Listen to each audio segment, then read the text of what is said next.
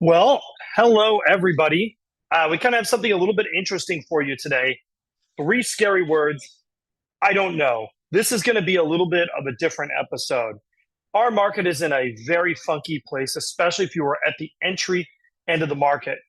And sometimes, especially this week, it feels like we may be sitting on the middle of a teeter-totter, a market that could go one way or the other.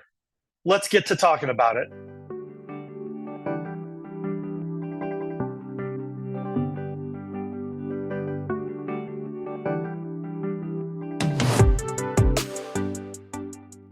Hello, everyone. My name is Stephen Meade with Domicile Real Estate.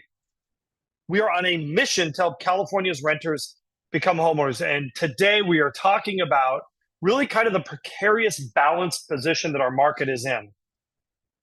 I introduced the notion of a teeter-totter. What is a teeter-totter, right?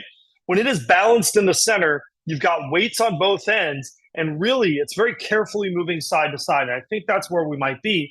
This is a market that could go up, right? Any interest rate reductions are going to do that. Any sudden tightening of available supply is going to do that. Likewise, we could also have an explosion of supply that occurs throughout the summer. And if that does, that is going to push prices lower and make things a little bit easier for entry-level buyer. The trickiest part in this, and we're going to talk about this, is if you guess wrong, the stakes are high. But let's go ahead and get started and take a look at the data. So coming back here, looking at closed prices, this is probably the easiest chart to talk about. As always, this is our first quartile chart meant to approximate the entry-level end of the market in Los Angeles and Orange counties. And you'll notice the reality is pretty much since the spring, we've had a pretty flat market, right? We got kind of a decent little bit of an upturn that occurred earlier in the spring, and now we've kind of just been coasting. So if that's what it feels like to you, that is exactly what's happening, at least on a macro scale. As always, your individual market segment and geographic area may be different. If you're looking for something special, a lot of our clients are looking for architectural properties. That market is its own little microcosm. If we look at our total monthly payments, we actually have some good news, right? We have seen a little bit of relief on the interest rates, not a huge amount, but enough to be a noticeable difference to take us off of our peaks. If you're looking at our entry-level single-family home, what was our peak total monthly payment at 5% down, including mortgage, insurance, and taxes? It was at $6,704. We have actually fallen down below $6,500 as of right now. So a little bit of relief for those of you at the beginning of that market segment. You're going to actually see, if you play your cards right, if you shop around for the right mortgage, you're going to see a little bit of relief.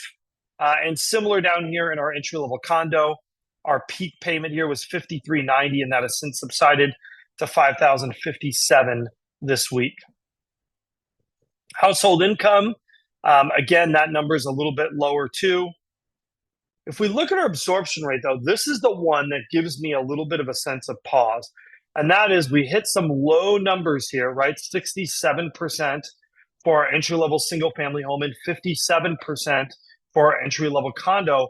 But look what happened. Both of those numbers bounced back this week. Now, remember, this is our 14-day absorption rate. This is taking a look at the number of homes that came on the market in the last 14 days and the number of homes that went under contract in the last 14 days, right? Are these much lower than numbers we've seen? Yes. Meaning if you're a buyer, this is still a great sign, but it also means we might have bounced off a bit of a bottom here. And if we notice some further rate reductions, that really could boost these numbers back up as people kind of hoover up some of that built-in inventory. And speaking of inventory, let's take a look at that, right? This is probably the best news if you are an entry-level home buyer, right? You're going to see that we are about 30% higher on inventory in both of the, 30% higher for entry-level single-family home, and gosh, probably about 50% higher on the condo market. That means buyers have something that they have not had in years: choice. With that said, building inventory is a precursor of what, right? What happens when inventory builds? Eventually, you start to see softness in prices. If we look at our 14-day still active percentage, remember, a lower number here is more competitive. And what do we see?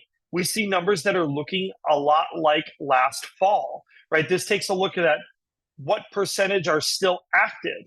So we've kind of got some real mixed signals in this market. I know in our full market view, we talked about kind of hitting a glass ceiling on prices. I think we've got something similar happening at the entry level end of the market. But I also think, like I said, this is a market that is really balancing, right? Is it going to resume its upward climb, or are we going to see a little bit of relief for first time buyers? And by the way, let me say something with this real quick. These are macroeconomic effects, really. We're talking about aggregating this data all across market segments in LA and Orange counties. But the fact is, certain price segments, certain types of properties, certain geographic areas, you may see effects that are the opposite of this, right?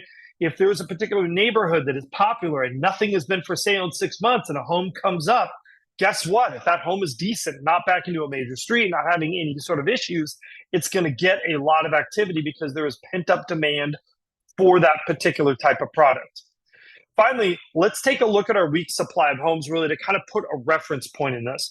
So despite the fact that maybe some of our other numbers are looking a little bit like last fall, even on our entry-level single-family home here, we're at 6.5 weeks of inventory. Yes, inventory has been climbing both in the real and the relative senses, but that is still lower than that number last October and November.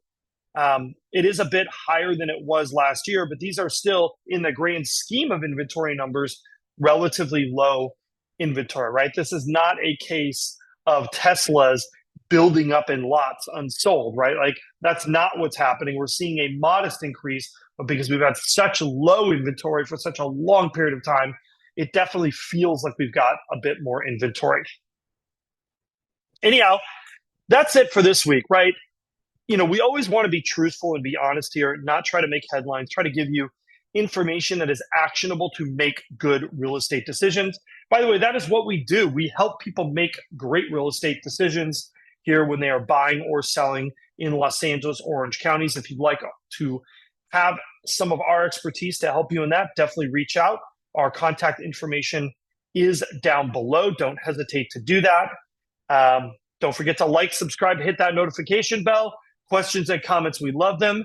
And we'll see you again real soon.